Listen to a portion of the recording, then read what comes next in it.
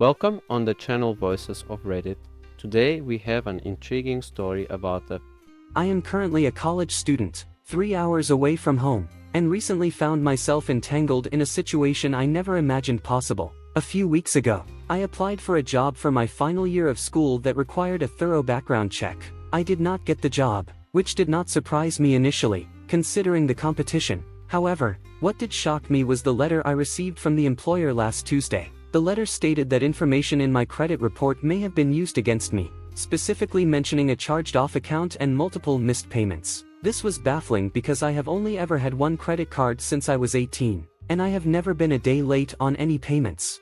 Confused and concerned, I decided to pull my credit report. To my dismay, there was indeed a charged-off account last updated in June, showing a balance of $6,000. I immediately thought my identity had been stolen. My first instinct was to call my mother to seek advice and comfort. When I explained the situation to her, she nonchalantly told me that if I did not open the account, I should just ignore it. She suggested that if I ever got sued, I could simply tell the judge that an unknown person stole my identity. This advice did not sit well with me. It seemed illogical and dismissive of the seriousness of the situation.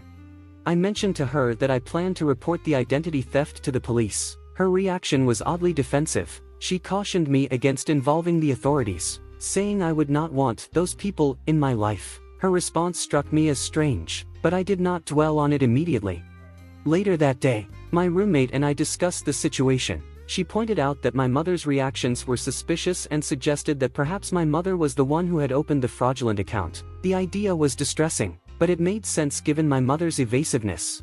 Determined to uncover the truth, I contacted the fraud department of the credit card company. After verifying my identity, they provided me with information about the account activity. The card had been used to take several cash advances from an ATM located just a block away from my mother's house, along with purchases from a couple of stores in my hometown. The evidence was pointing unmistakably toward my mother.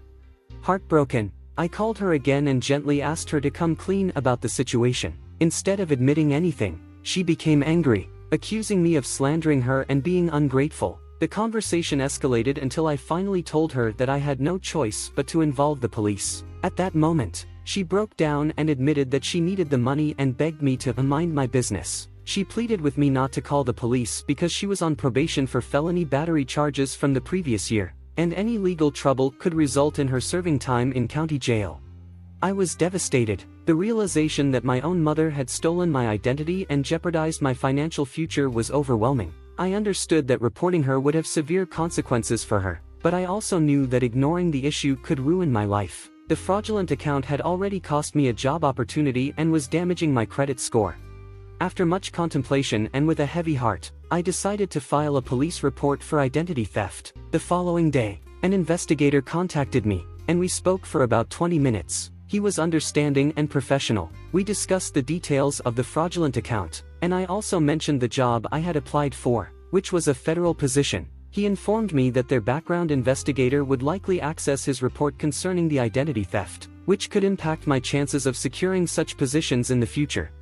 Given the gravity of the situation, I agreed to proceed with pressing charges. A week later, the investigator called again to confirm that I was willing to testify against my mother if necessary. Though he believed it might not come to that and could end with a plea deal, I confirmed my willingness to cooperate fully. Yesterday, my mother was arrested on her way home from work. She has an initial court appearance this afternoon. Due to her prior felony, a petition to revoke her probation has been filed. With a court date set for later this month, I am filled with a mixture of emotions: sadness, guilt, anger, and betrayal. I anticipate that when she is released, possibly as soon as later today, she will be furious with me like never before. For my own well-being, I have decided not to answer her calls. This entire ordeal has been incredibly painful, but I have to protect my future and ensure that I am not held responsible for debts that are not mine. I never imagined that I would be forced to take legal action against my own mother. The experience has taught me harsh lessons about trust and the importance of safeguarding one's own interests, even when it means making difficult decisions that affect loved ones. While I still love my mother, I cannot allow her actions to derail my life.